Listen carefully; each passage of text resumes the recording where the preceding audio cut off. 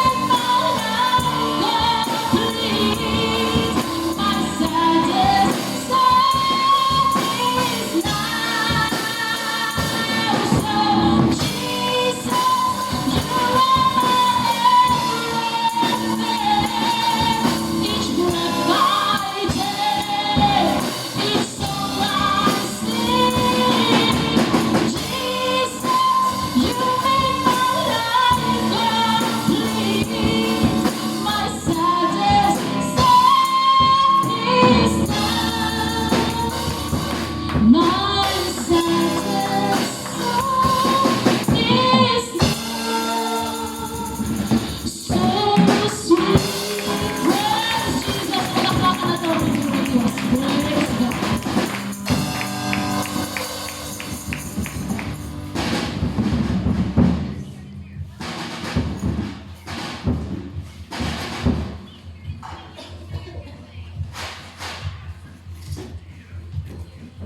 God.